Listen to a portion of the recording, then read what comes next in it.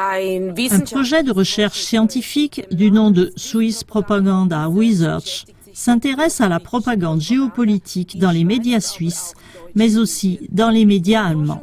L'équipe de recherche a constaté un signe visible de propagande en faveur du camp États-Unis-OTAN.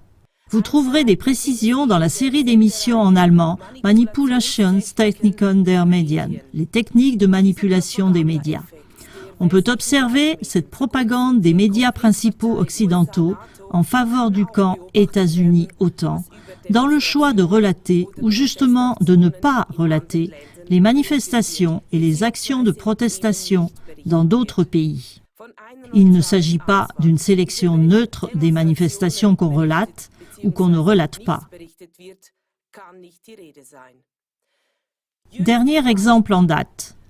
Lorsqu'il y a eu le 26 mars 2017 des manifestations contre la corruption dans de nombreuses villes de Russie, tous les mass-médias s'en sont emparés pour tenter de toute évidence de dénigrer la Russie.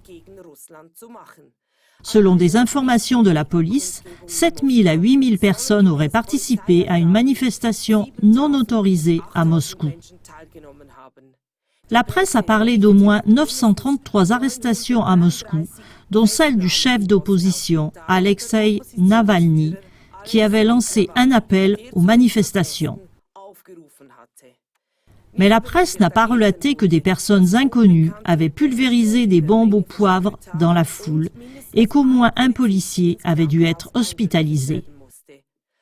On n'a pas dit non plus que la lutte contre la corruption menée par Vladimir Poutine ces dernières années a entraîné le licenciement de nombreux fonctionnaires d'État haut placés.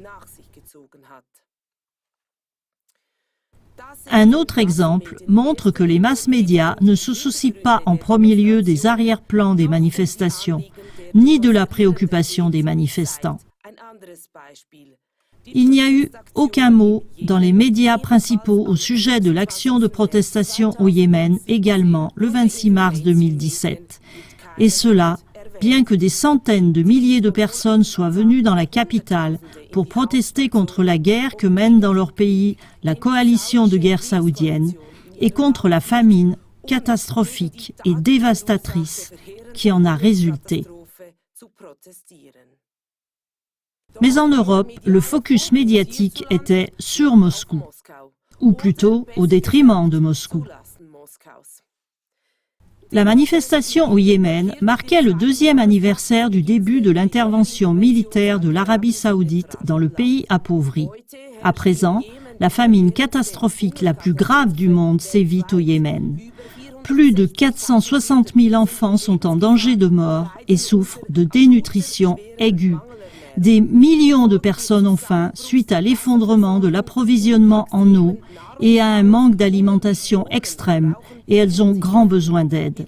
En plus de cela, le pays se trouve sous un blocus total de la coalition saoudienne qui entraîne une rareté extrême des biens d'approvisionnement.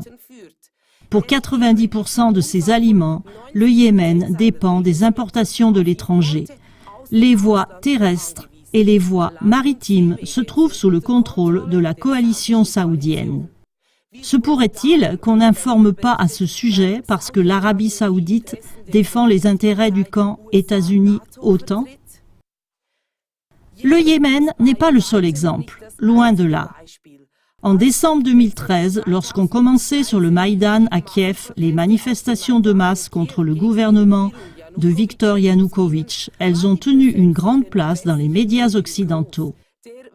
L'Occident a vu ses plans d'extension de l'UE et de l'OTAN en péril lorsque le président légal de l'Ukraine d'alors, Viktor Yanukovych, avait retardé l'accord d'association avec l'UE. Mais lorsque des manifestants prétendument pacifiques se sont acharnés brutalement sur des policiers défensifs, les médias principaux occidentaux se sont retranchés dans le silence. De même, au début du mois de juin 2016, lors des marches pour la paix où plus de 100 000 Ukrainiens sont arrivés à Kiev pour inciter le gouvernement à cesser la guerre au Donbass, la presse occidentale unanime a gardé le silence. La justification de tous ces médias? Les grandes agences de presse n'auraient donné aucune information à ce sujet et le nombre des participants aurait été trop petit. La même chose est valable pour la Syrie en 2011. Quand ont eu lieu des manifestations contre le gouvernement de Bachar al-Assad dans le cadre du prétendu printemps arabe, les médias principaux en étaient pleins. Mais lorsque 1,5 million de Syriens sont descendus dans la rue pour Bachar al-Assad, les médias principaux ont simplement retourné ce fait et ont prétendu que 1,5 million de personnes s'étaient levées contre Bachar al-Assad. Entre autres, un étudiant syrien témoin oculaire l'a expliqué dernièrement à la fraction CDU-CSU du Parlement fédéral allemand.